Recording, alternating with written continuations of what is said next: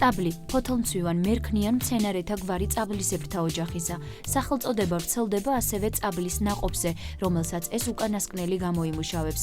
უმთავრესად გამოიყოფა წაბლის 4 ძირითადი სახეობა: ევროპული, ჩინური, იაპონური და ამერიკული წაბლი. გავრცელებულია ჩრდილოეთ ნახევარსფეროს სუბტროპიკულ და ზომიერ სარტყლებში. სიმაღლეში იზრდება 50 მეტრამდე.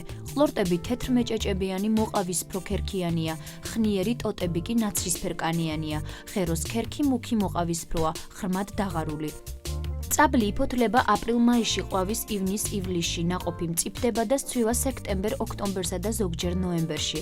რამდენიმე წლის განმავლობაში ერთხელ უხვად ნაყოფს მოიარობს, ცოტა კი თითქმის ყოველ წელს ასხია. გავრცელებულია უფრო მეტად დასავლეთ საქართველოში, აფხაზეთი, სამეგრელო, რაჭა, იმერეთი, აჭარა, გურია. აღმოსავლეთ საქართველოში გვხვდება ბორჯომის ხეობაში, სურამ, ქვიშხეთსა და სამხრეთ ოსეთში. კახეთში ალაზნის მარცხენა ნაპირის მხარეშია გავრცელებული, ახმეტიდან აზერბაიჯანის საზღვრამდე.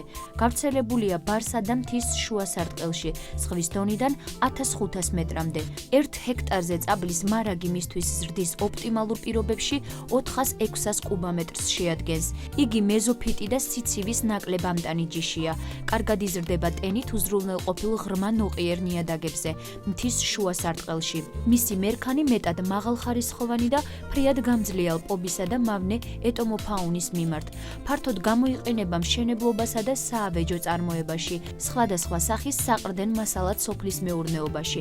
ვიტამინებით მდიდარი მწვანე ნეკერი ფართოდ გამოიყენება მეცხოველეობაში. წაბლი კვებითი და სამკურნალო თვალსაზრისით მეტად სასარგებლო პროდუქტია. ის საფრანგეთში განსაკუთრებული ნუგბარია, ქვეყნის სიმბოლოსა და ნაციონალურ პროდუქტს წარმოადგენს. წაბლი საკმაოდ ძვირადღირებული პროდუქტია, განსაკუთრებით იმ ქვეყნებში, სადაც ის არ იზრდება, მაგრამ როგორც ძვირფასი იმპორტირებული ნაყოფი სუპერმარკეტებში ყოველთვის გამოფენილია სეზონურად. უნიკალური კლიმატური პირობების წყალობით საქართველოში ფართოდ არის გავრცელებული. ყველასთვის კარგად ცნობილი ფრთიანი გამონათქვამი მოხარშული წაბლი არ გნებავს. იმის დამადასტურებელია, რომ ჩვენში წაბლის გემო კარგად იციან, როგორც საუკეთესო ნუგბარს ოდითგანვე იცნობენ და აფასებენ. წაბლს ღუმელში ბრაწავენ, ხარშავენ ან უმად მიირთმევენ.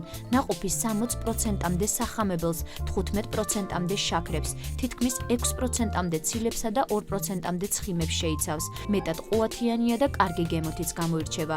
წაბლი მართლაც რომ უნიკალური მცენარეა. მისი ყველა ნაწილი, ფოთოლი, ყვავილი, ქერქი, ტოტები, ნაყოფი, მდიდარია სასარგებლო და ბიოლოგიურად აქტიური ნივთიერებებით.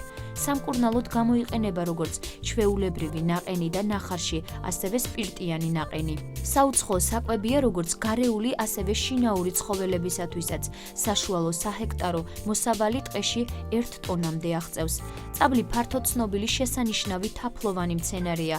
ფოთლები კა-ვიტამინითა და ტანინებით სიმდიდრის გამო ხალხურ მედიცინაში, შიდა ორგანოებში სისხლჩაქცევების დროს გამოიყენება. ქერქისაგან მაღალხარისხოვანი მელანი მზადდება. ყლორტები, ფოთლები და ნაყოფის კანი შავად და მუქ ყავისფრად ღებავს ქსოვილებს. საღებავად გამოიყენება წაბლის ქერქიც.